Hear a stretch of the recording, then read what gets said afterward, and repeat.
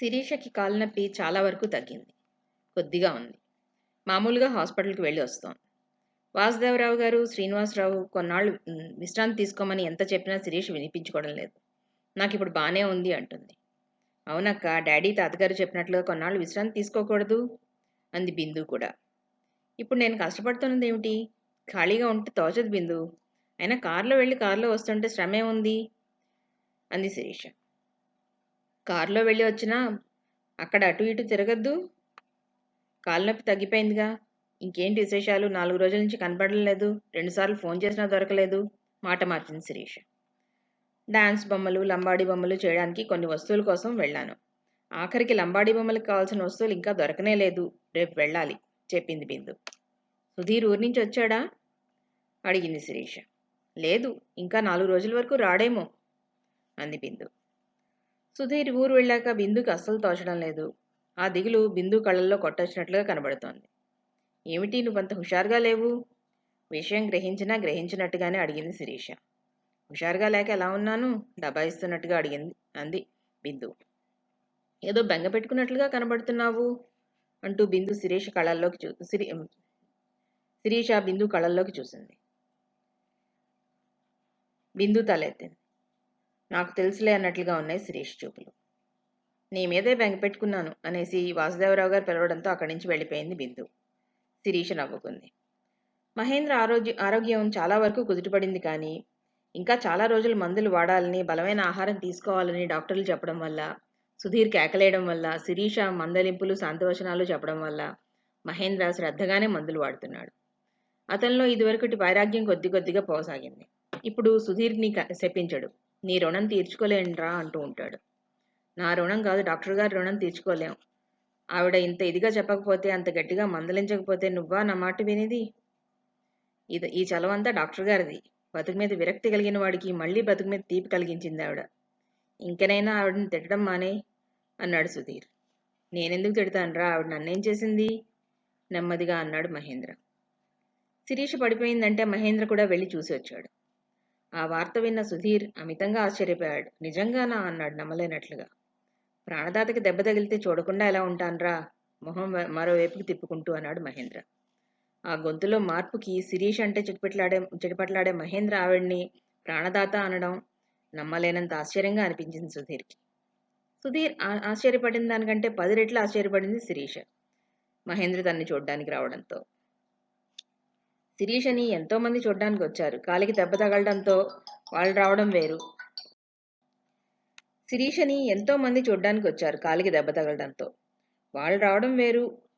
మొదటి రోజు సుధీర్ క్లినిక్కి తీసుకొచ్చినప్పటి నుంచి మొన్న మధ్య వరకు తన్ని ఓ శత్రువుని చూసినట్లు చూసిన మహేంద్ర తనకు కాలికి దెబ్బ తగిలిందనగానే సుధీర్ వెంట లేకుండా రావడం మహా ఆశ్చర్యంగా అనిపించింది శిరీషకి. మహేంద్ర రావడం అయితే వచ్చాడు, కానీ ఏం మాట్లాడలేదు. ఏం మాట్లాడాలో తెలియని వాడిలాగా కూర్చున్నాడు. ఎలా ఉంది, బాగా దెబ్బ తగిలిందా అని అడిగాడంతే. ఆశ్చర్యంలోంచి తేరుకున్న శిరీష్ అతని ఆరోగ్యం గురించి అడిగి అవి ఇవి మాట్లాడసాగింది. నాగరాజుకి ఈ విషయం తెలియదు. సత్యవతీదేవి మీద చాలా ఆగ్రహంగా ఉండడంతో 4-5 రోజులు శిరీష క్లినిక్కి రాకపోవడం వల్ల అతనికి తెలియలేదు ఈ విషయం. నాగరాజు రాకపోవడంతో శిరీష తేలిగ్గా ఊపిరి పీల్చుకుంది. నాగరాజు మైకంలో వాగడంతో శిరీష ఎంతో చాకచక్యంతో టేప్లో రికార్డ్ చేసి సుధీర్ చేతిలో పెట్టింది. అప్పటి నుంచి శిరీషకి అదో రకమైన రిలీఫ్ లాంటిది కలిగింది.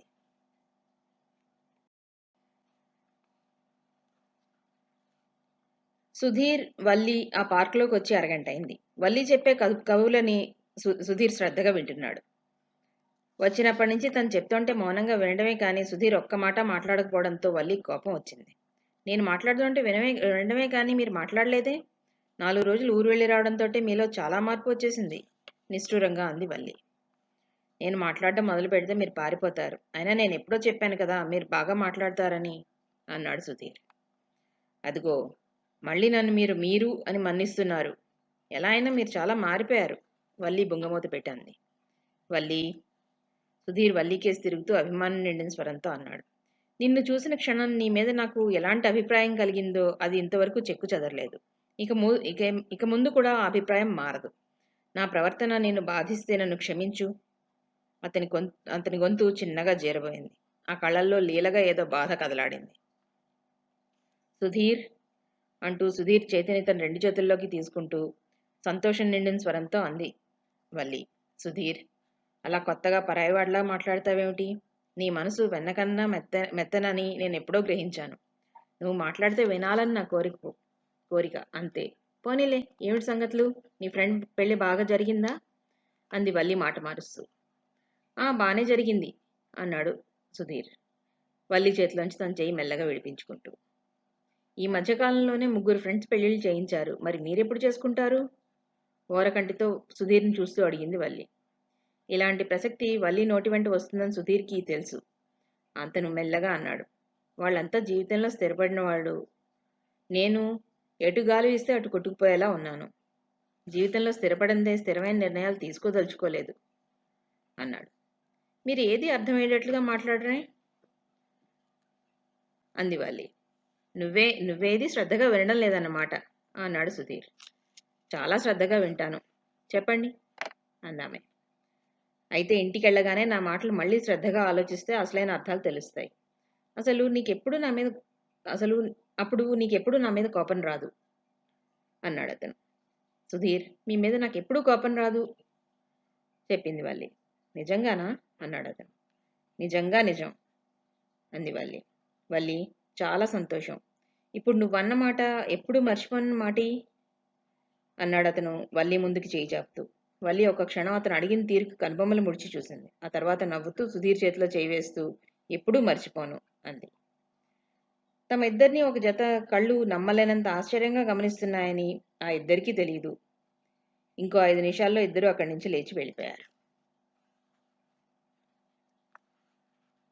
రాత్రి 11 గంటలవుతోంది. శ్రీనివాసరావు చాలా అలసటగా వచ్చాడు. సోము ఆయనకి లుంగీ అందించి ఆయన విడిచిన బట్టలు తీసుకుని వెళ్ళిపోయాడు. ఆయన కాళ్ళు చేతులు కడుక్కుని వచ్చి బేబీ పడుకుందా అని అడిగారు. ఏమోనండి, అమ్మాయి గారు భోజనం చేయలేదండి అన్నాడు సోము. కాళ్ళు తుడుచుకోవడానికి ఒంగోపోతున్న ఆయన నిటారుగా అవుతూ అని అడిగారు. తను రావడం ఆలస్యం అవుతుందని, తన కోసం కూర్చోొద్దని, భోజనం చేసేయమని చెప్పాడు ఆయన ముందే. బిందు వెంటనే సరే అంది. కానీ భోజనం చేయలేదని తెలిసి బిందు గది దగ్గరికి వెళ్ళారు ఆయన. తలుపులు దగ్గరగా వేసి ఉన్నాయి. తోస్తే తెరుచుకోలేదు. బేబీ అంటూ ఆయన నెమ్మదిగా తలుపు మీద కొట్టాడు. ఆయన 2-3 సార్లు కొట్టాక అని వినిపించింది.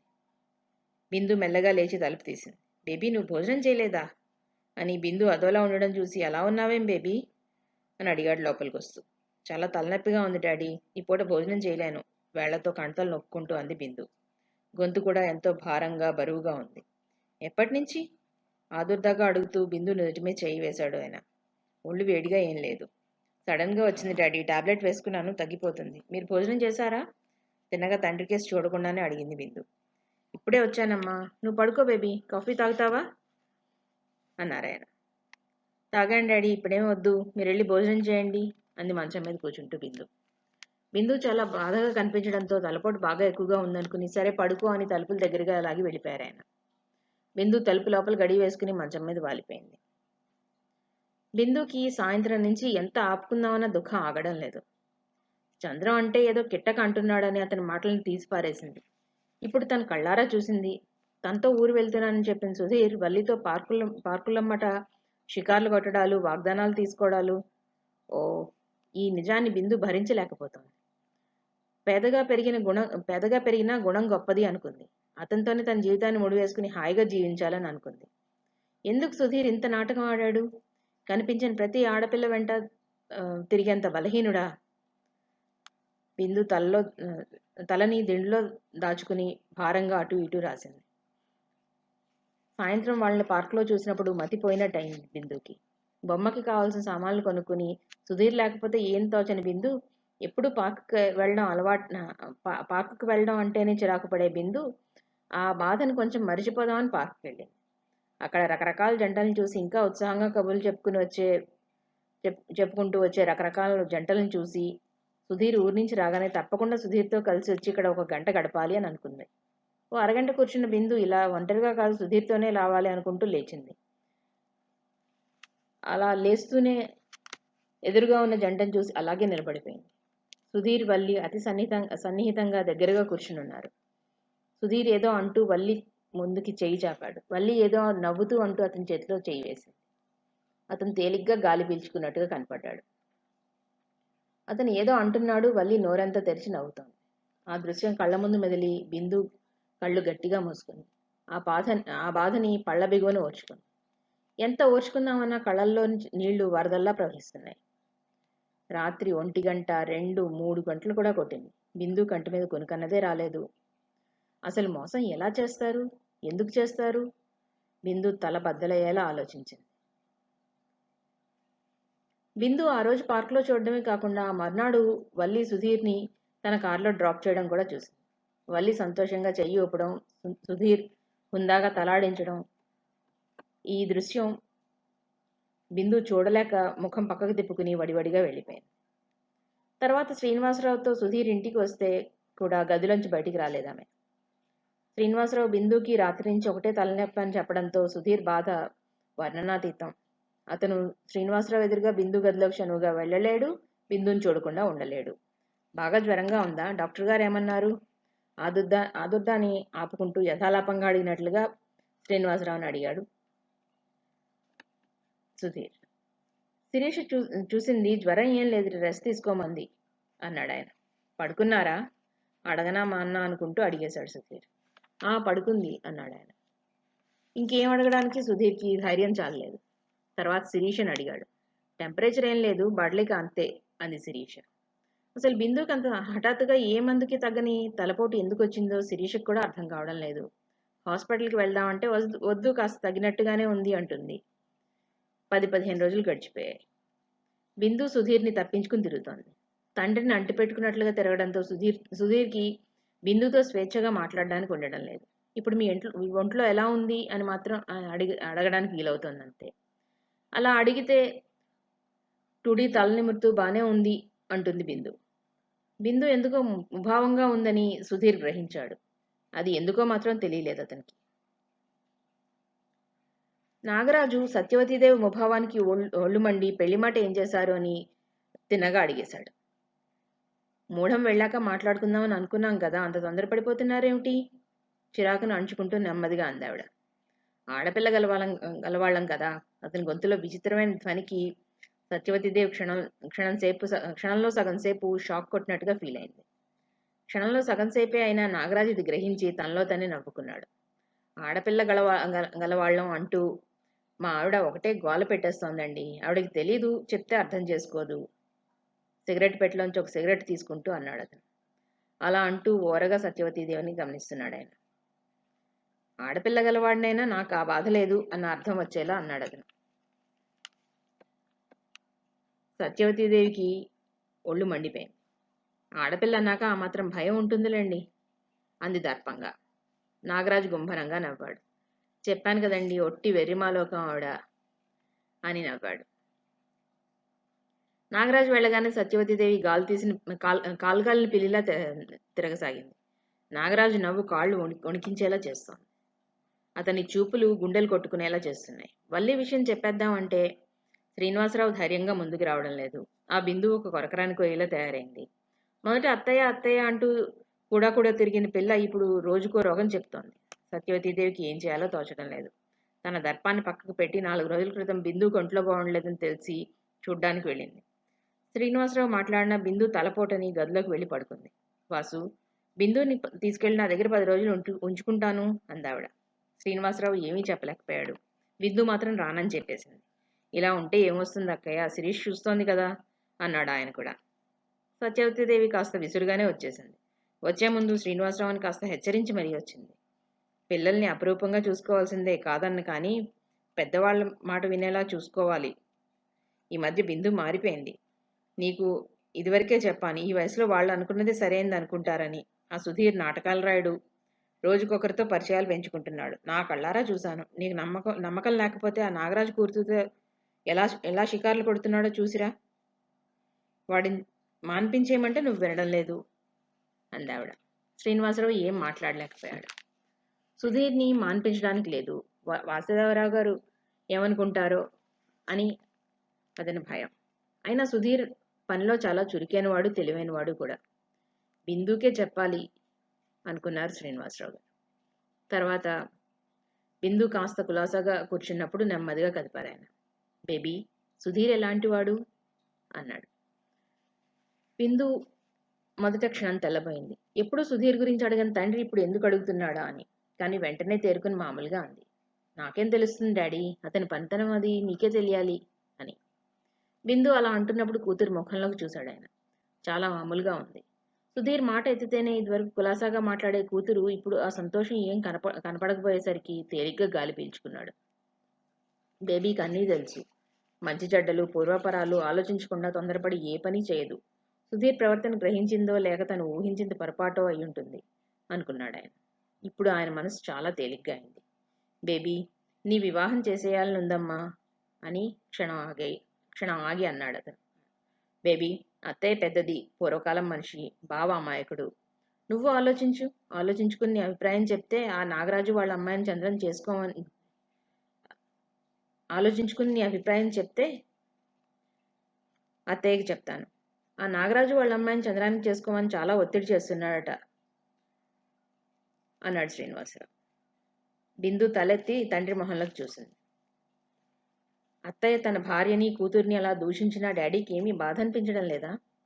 పెద్దతనం కావలసిన వాళ్ళు అంటున్న వాళ్ళని పెద్దతనం కావలసిన వాళ్ళు అంటూ వాళ్ళ అన్న మాటల్ని దులపరించుకుని తిరగాల? ఏమిటి డాడీ అభిప్రాయం? కూతురి మనసులో భావాలు ఆ కళ్ళల్లో క్షుణ్ణంగా చదివాడు శ్రీనివాసరావు.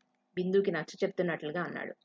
బేబీ, అత్తయ్య అన్న మాటలకి నాకు బాధ లేదనుకోకు. మీ మమ్మీ తరఫు వాళ్ళు ఎవరూ లేరు. నా తరఫున అత్తయ్య ఒక్కతే. నేను ఎంతకాలం ఉంటాను? మాట అనుకున్నా కావలసిన వాళ్ళు కాకుండా పోరు. అందులో చంద్రన్ చాలా అమాయకుడు కాదు డాడీ, ఈర్ష్యాపరుడు. ఒక సొంత ఆలోచన లేని అమ్మచాటు బిడ్డ. ఈ రోజు బిందుని పెళ్లి చేసుకో అంటే ఎలా సరే అంటాడో, అత్తయ్య కోపం వస్తే రేపు బిందుని వదిలేయి అంటే దానికి కూడా సరే అని వదిలేస్తాడు. నాగరాజు వాళ్ళు మొదటి నుంచి తెలిసిన వాళ్ళు. వాళ్ళ అమ్మాయిని చేసుకోమనండి డాడీ అంది బిందు. బేబీ అన్నాడు అతను. నాకు ఇష్టం లేని పెళ్లి చేస్తారా డాడీ? తండ్రి మొహంలో చూసి బాధగా అంది బిందు. చేయనమ్మా, అలా ఎప్పటికీ చేయను. ఆ విషయం మర్చిపోయి ఇంకా అన్నాడు శ్రీనివాసరావు. తర్వాత శ్రీనివాసరావు చాలాసేపు ఆలోచిస్తూ ఉండిపోయాడు. శ్రీనివాసరావు ఇక్కడికి వచ్చాక అక్కగారిలోనే మార్పు గ్రహించాడు కానీ చంద్రాన్నంత లోతుగా గమనించలేదు. మావయ్య అంటూ రావడం, బిందు గురించి కుతూహలంగా మాట్లాడడం మాత్రమే అతనికి తెలుసు. ఇప్పుడు కాదంటే అక్కయ్యకి చాలా కోపం వస్తుంది. ఇప్పటికే కోపం వచ్చింది. అక్కయ్య ఏమన్నా సర్దుకుంటాడు కానీ బేబీకి ఇష్టం లేని పెళ్లి చేయలేడు. ఏం జరగాలన్నో అలా జరగని. బాధగా కళ్ళు మూసుకున్నాడు ఆయన. అక్కయ్య పూర్తిగా మారలేదా? బిందు కోసమే అలా నటించిందా? తను అనుకున్నది జరగకపోతే ఇదివరకులాగానే మండిపడ్డం మానలేదా? వచ్చిన కొత్తలో అంత అభిమానంగా ఆప్యాయంగా ఎలా మాట్లాడగలిగింది మరి? ఆయనకి ఎంత ఆలోచించినా అర్థం కాలేదు.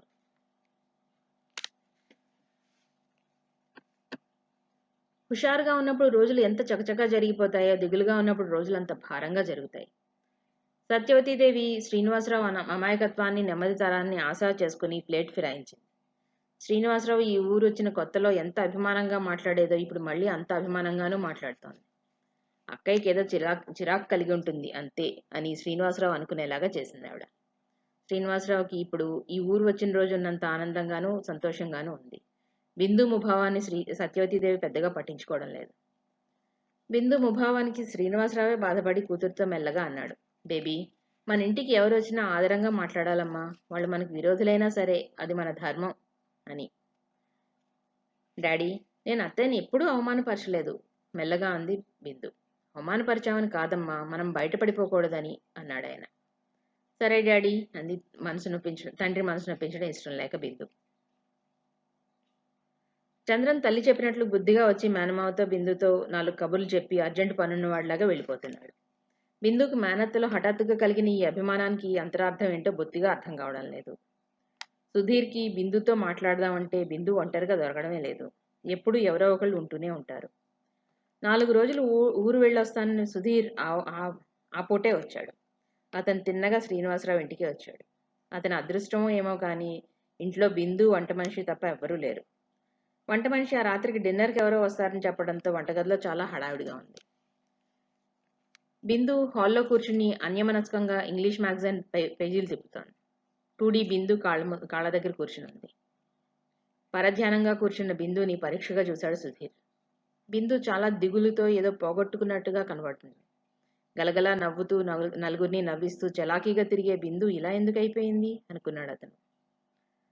బిందు అతను ముందుకు కదులుతూ ఎంతో అభిమానంగా పిలిచాడు. పరగ్గా ఉన్న బిందు ఉలిక్కి పడింది ఆ పిలుపుకి. బిందు తలెత్తేసరికి సుధీర్ దగ్గరగా ఒక అడుగు దూరంలో నిలబడి ఉన్నాడు. టుడి తోక ఆడుస్తూ లేచి నిలబడింది. బిందు కూడా లేచి నిలబడింది. మర్యాదకు కూడా అతన్ని కూర్చోమని అనలేకపోయింది. తన కళ్ళతో వల్లిని సుధీర్ని చూడడమే కాకుండా వల్లి నోటి వెంట సుధీర్ గురించి వింది కూడా. సుధీర్ గురించి వల్లి చెప్తున్నప్పుడు ఆ కళ్ళల్లో అతని పట్ల ఆరాధనాభావం చూసి తట్టుకోలేకపోయింది బిందు. బిందు, నాతో మాట్లాడవా? బిందు ముభావంగా ఉండడం చూసి అడిగాడు అతను.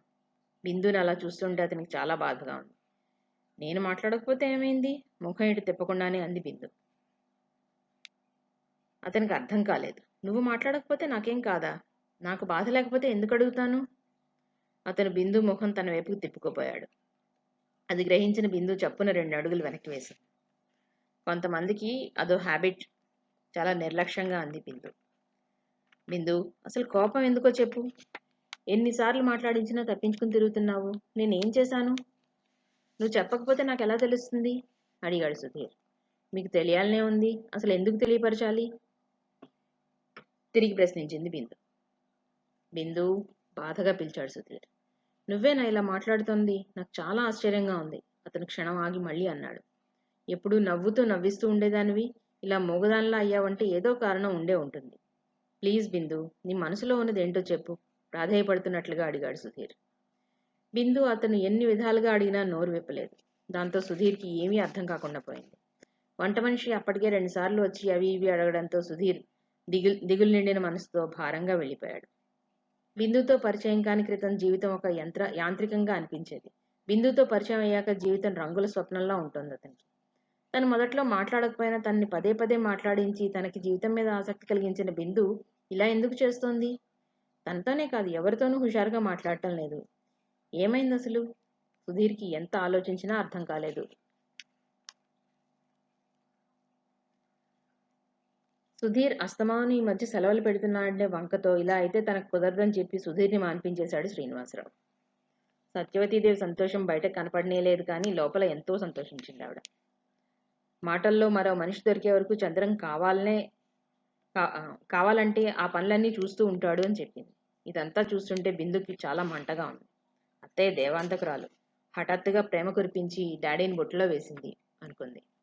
కానీ సుధీర్ గురించి తండ్రితో వాదించలేదు. స్థిరమైన అభిప్రాయం లేనివాడు, అలాంటి వాడు ఎక్కడో అక్కడ ఇమిడిపోగలడు కానీ ఇలా రంగులు మార్చే అతన్ని తాను క్షమించలేదు. అలా అని బాధపడకుండా ఉండలేదు.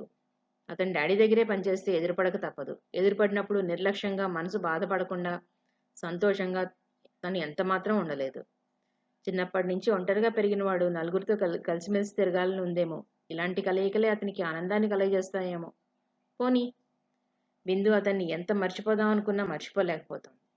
అతని ఆలోచనలే రాకుండా ఉండాలని ఏదో ఒక పని కల్పించుకోసాగింది. ఎంత ప్రయత్నించినా బిందుకు సాధ్యం కావడం లేదు. మనుషులు ఎందుకు హఠాత్తుగా ఇలా మారిపోతూ ఉంటారు?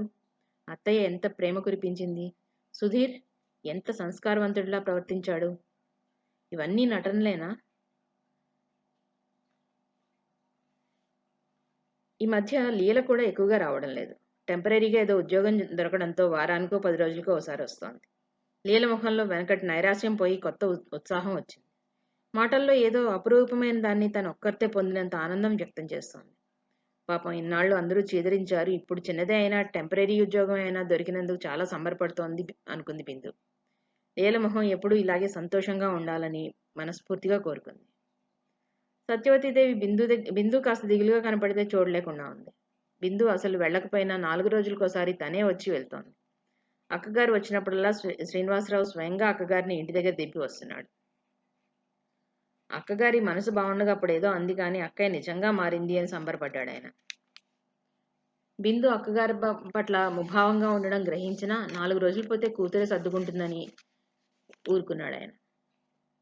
అందులో సుధీర్ని మాన్పించిన బిందు ఏమీ అడగకపోవడంతో సుధీర్ విషయంలో అక్కగారు పొరపాటు పడిందని, అసలు అప్పటి చికాకు ఈ సుధీర్ వల్ల బిందు ఎక్కడ పడిపోతుందో అని కలిగిన భయం వల్లే అయ్యుంటుంది అని కూడా అనుకున్నాడు ఆయన. వాసుదేవరావు గారితో తనే చెప్పాడు శ్రీనివాసరావు సుధీర్ విషయం. సుధీర్ చెప్పాడు, ఎక్కడో ప్రైవేట్ కంపెనీలో చేరాట అన్నారాయన. శ్రీనివాసరావు ఇంకేం మాట్లాడలేకపోయాడు. నిజంగా సుధీర్ చాకులాంటి వాడే అని అనుకోకుండా ఉండలేకపోయాడు ఆయన. తన్ని మాన్పించడం బిందు పనే అనుకున్నాడు సుధీర్.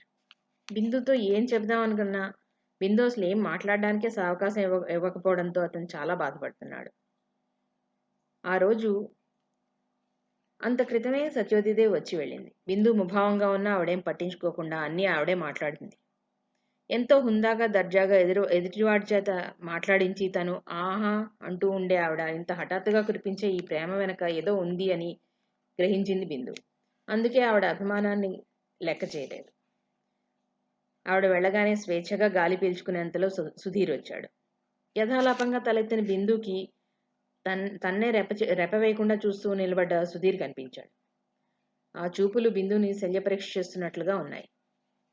సూటిగా చూసే ఆ చూపులకి క్షణకాలం త్రొట్టుపడి సర్దుకుంది. అతని లోపలికి వచ్చి బిందుకి దగ్గరగా నిలబడ్డాడు. అతని వాలకం ఆ నిలబడిన తీరు చూస్తుంటే ఈరోజు తన చేత అసలు సంగతి చెప్పించందే వెళ్ళడు అని అనుకుంది. తను అసలు చెప్పకూడదు. చెబితే దానికి ఎన్నో కారణాలు చెప్పి సమర్థించుకుంటాడు. అసలు కారణం చెప్పకుండానే ఉండాలి. కారణం తెలియక బాధపడతాడు. పడని అనుకుంది బెంకంగా బిందు. అలాగే నిలబడింది. బిందు పిలిచాడు అతను. బిందు నిర్లక్ష్యానికి అతనికి నిజంగానే ఒళ్ళు మండింది. బిందు మాట్లాడలేదు. ఊపిరి బిగపడినట్టుగా నిలబడింది. బిందు పిలిస్తే వినపడదా, లేకపోతే మాట్లాడదలుచుకోలేదా? నిలదీసినట్లుగా అడిగాడు సుధీర్. అతని గొంతులో ఆవేశంతో పాటు ఆవేదన కూడా తొంగి చూసింది. ఇతనితో తనకి గొడవ అనవసరం. ఇతను ఎంత తొందరగా వెళ్ళిపోతే అంత మంచిది.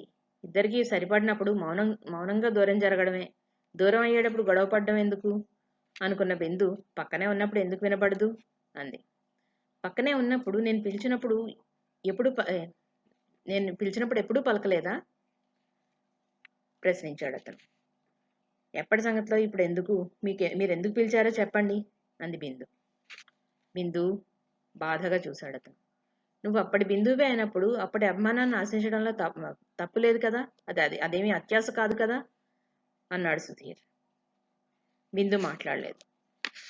బిందు మాట్లాడవా? ఏం చేసినా మౌనంగానే చేయాలనుకుంటున్నావా? అతని స్వరంలో కోపం తొంగి చూసింది. మనుషుల్ని దగ్గరికి తీయడం, కోపం వచ్చినప్పుడు దూరంగా విసిరేయడం నీకు సరదా అనుకుంటాను. ఎయిటివాళ్ళు ఎంత బాధపడితే నీకు అంత ఆనందం. అందుకే నీకు కోపం రాగానే నన్ను ఆఫీసులోంచి తీయించేశావు. నీకు మనసు అనేది ఉంటేగా అన్నాడు సుధీర్. సుధీర్ అంటూ చివ్వున బిందు ఇటు తిరిగింది. మనసు గురించి అసలు మాట్లాడకు. అసలు ఆ మాట అనే అధికారం కూడా నీకు లేదు. నీకు మనసు గురించి తెలుసా? ఏ ఎండకు ఆ గొడుగు పట్టి కాలం గడుపుకునేవాడివి. నీకు మనసు గురించి మాట్లాడే అధికారమే లేదు. మనసున్న మనుషుల కన్నా డబ్బున్న చిలకలే నీకు కావాలి. వెళ్ళు, తక్షణం ఇక్కడి నుంచి వెళ్ళిపో అంది బిందు. బిందు అంటూ నిర్విణ్యుడై చూశాడు అతను. నువ్వు నాకేం చెప్పాలని చూడొద్దు. నేనేం విన్ను. డాడీ మీద నీకేమాత్రం గౌరవం ఉన్నా ఇక్కడి నుంచి వెళ్ళిపో అరిచినట్లుగా అంది బిందు. కోపంతో ఆవేదనతో సన్నగా వణుకుతోంది ఆమె. బాధ వల్లనో ఏమో నుదుట అరచేతుల్లోనూ చెమట పట్టింది. తనలో కలిగే బాధని ఆవేదనని అతను గ్రహించకూడదని, అతనంటే తనకేం లెక్కలేదని అతనికి తెలియజేయాలని పళ్ల బిగున బింకంగా నిలబడింది ఆమె. అలా నిలబడ్డానికి బిందు ఎంతో శక్తిని కూడా తీసుకోవాల్సి వచ్చింది. బిందు, నువ్వు ఆదేశించినట్లుగానే వెళ్ళిపోతాను. కానీ నువ్వు అన్నట్లు డాడీ మీద గౌరవంతో కాదు, నీ మీద, నీ మాటల మీద గౌరవంతో. కానీ ఒక్క మాట చెప్పు, నేనేం తప్పు చేశాను? హఠాత్తుగా నా మీద నీకు ఎందుకు ఇంత కోపం కలిగింది? చెప్పు, నీకు ఇష్టం లేకపోతే ఎప్పుడూ నీకు అంటపడిన ఇంకా అన్నాడు అతను. బట్టలు మార్చినట్లు అభిప్రాయాలను కూడా మార్చేసుకునే వాళ్ళకి చెప్పాల్సిందేం లేదు. నువ్వు వెళ్ళొచ్చు ముఖం ఇటు తిప్పకుండానే అంది బిందు. బిందు అతను దెబ్బతిన్నట్లుగా చూశాడు. నేనే అభిప్రాయాన్ని మార్చుకున్నాను? నీ అభిప్రాయం మార్చుకుంటే చెప్పు, సంతోషంగా తప్పుకుంటాను. అతని గొంతు చీరబోయింది. నీ మీద నింద రాకుండా ఆ నెప నా మీదకి పెట్టాలనుకుంటున్నావా? కొత్త మనిషిని చూసేసరికి పరవశించిపోయే అభిప్రాయాలు మార్చుకునేంత అల్పం కాదు నా మనసు అంది బిందు. బిందు అభియోగం ఇప్పుడు అర్థమైపోయింది సుధీర్కి. అతను ఇంకేదో అనబోయాడు. కానీ బిందు అతను చెప్పేది వినిపించుకోకుండా గదిలోకి వెళ్ళి తలుపు మూసుకుంది. బిందు అంటూ అతను తలుపులు తట్టాడు. ఒక్కసారి తలుపు తెలుగు, ప్లీజ్ ప్లీజ్ అంటూ ప్రాధేయపడుతున్నట్లుగా పిలిచాడు. నువ్వు వెళ్ళకపోతే డాడీకి ఫోన్ చేస్తాను అంది బిందు.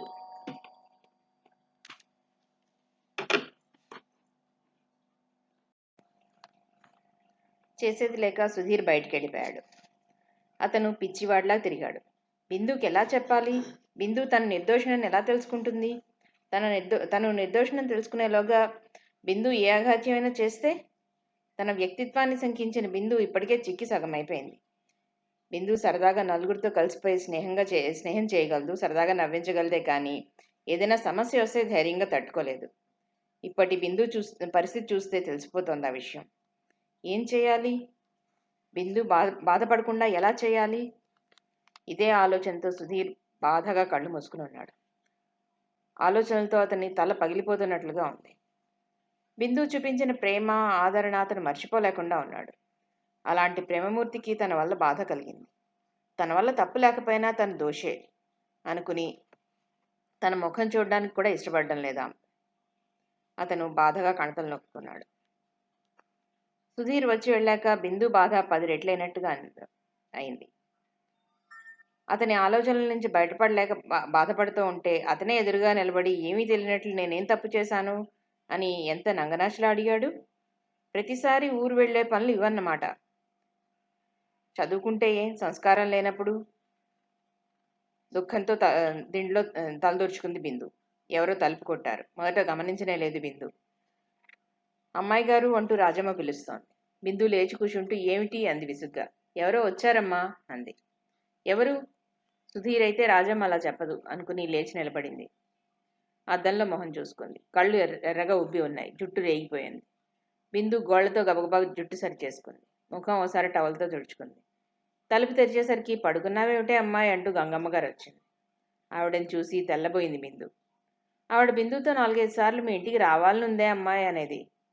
శిరీష బిందు మొహమాటపడి తీసుకువెళ్ళావంటే ఆవిడ వేసే యక్ష ప్రశ్నలకి నువ్వు అస్సలు తట్టుకోలేవు, అందుకని మౌనంగా ఉండిపో అనడంతో ఎప్పుడు ఆవిడ్ని బిందు రమ్మని పిలవలేదు. అందులోనూ ఆవిడ ఎప్పుడు ఏ పెళ్లి కొడుకుల గురించో చెప్పేది. దాంతో భయపడి శిరీష్ చెప్పినట్లు రండి అంటూ తీసుకురావడానికి ధైర్యం చాలేదు బిందుకి. ఈ సమయంలో బిందుకి ఆవిడ రావడం అస్సలు ఇష్టం లేదు. అలా ఉన్నావేమిటే అమ్మాయి, ఒంట్లో బాలేదా అంటూ దగ్గరికి వచ్చింది ఆవిడ. బిందు తేరుకుంది. కొద్దిగా తలనొప్పిగా ఉండి పడుకున్నాను బామ్మగారు, రండి కూర్చోండి అంది గదిలోంచి బయటకు వస్తూ.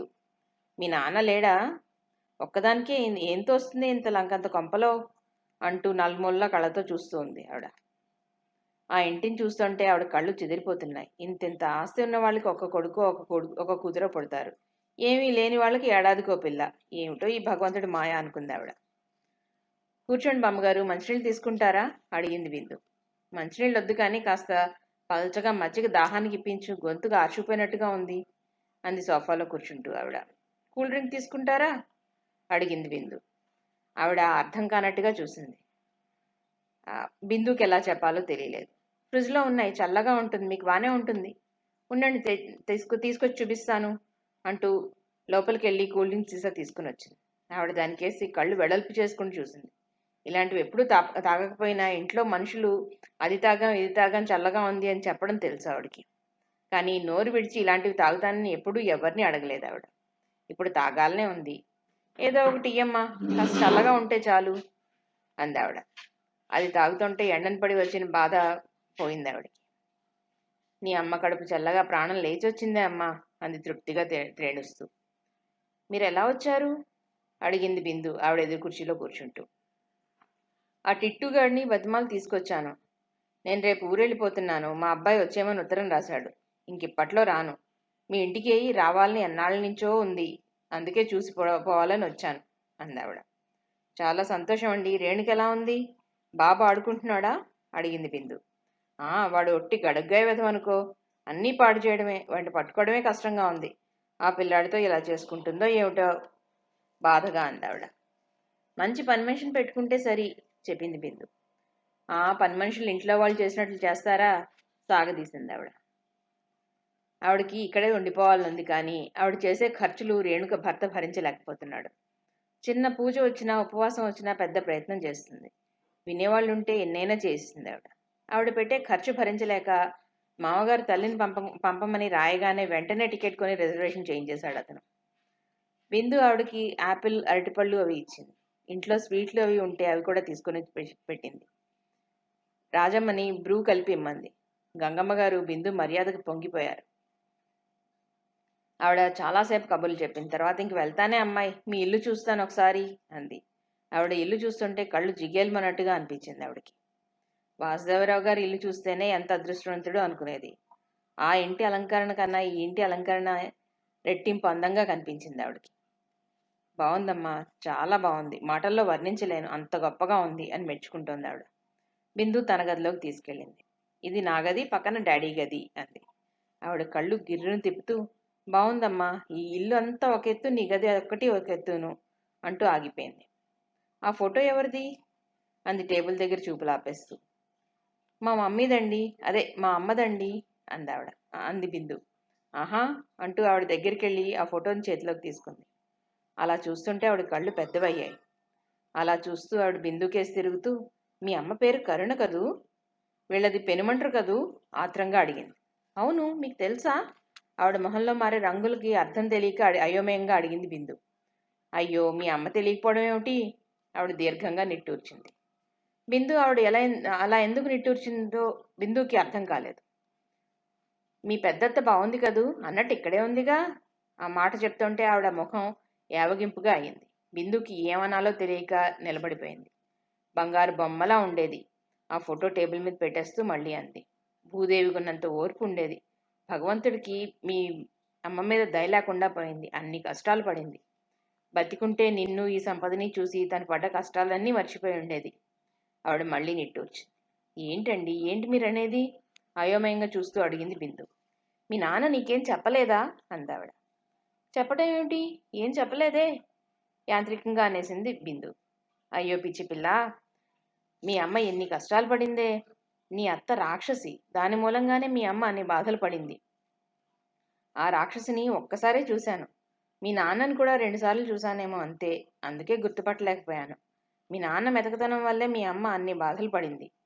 ఇప్పుడు మీకు బోల్డ్ డబ్బుంది కనుక అది వరకు లోపాలుగా కనిపించినవి ఇప్పుడు కనిపించడం లేదన్నమాట ఆవిడకి.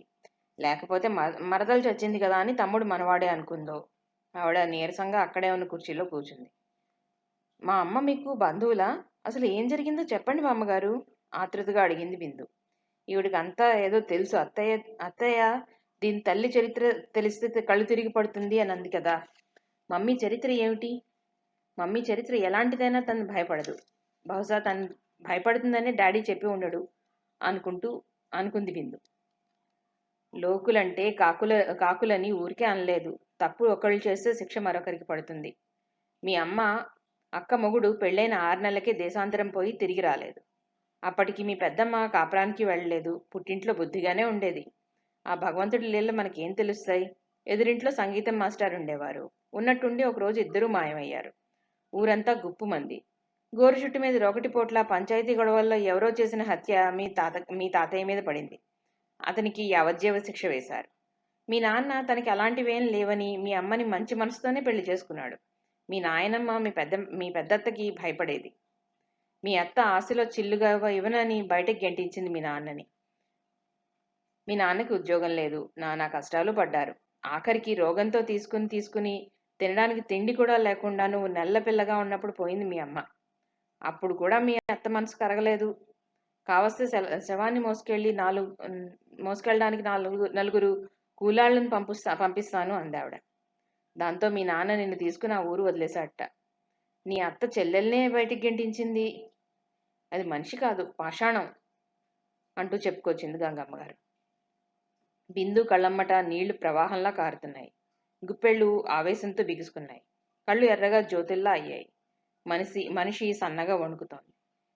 గంగమ్మగారు చెప్తుంటే తల్లి ఆ కష్టాలు తన కళ్ళ ఎదురుగుండా అనుభవిస్తున్నంత బాధ కలిగింది ఆమెకి. గంగమ్మగారు లేచి బిందు దగ్గరికి వచ్చి భుజం మీద చెయ్యి వేస్తూ అంది. బాధపడకమ్మా, నువ్వెంత బాధపడిపోయినా తల్లి తిరిగి రాదు. మంచి వాళ్ళకి రోజులు కావు. నీ అదృష్టం చూసి ఏ లోకంలో ఉన్నా మీ అమ్మ తప్పకుండా సంతోషిస్తుంది. బాధపడకు. నిజంగానే ఎంతో అభిమానంగా అందావిడ. బిందు అతి ప్రయత్నం మీద దుఃఖాన్ని ఆపుకుంది. గంగమ్మ గారి వాగుడికి ఇదివరకు విసుక్కునేది, కానీ ఇప్పుడు ఆ వాగుడు వల్లే ఆవిడ అసలు విషయాలు చెప్పింది అని మనసులోనే ఆవిడికి క్షమాపణలు చెప్పుకుంది బిందు. గంగమ్మ గారు అరగంట కూర్చుని వెళ్ళిపోయింది.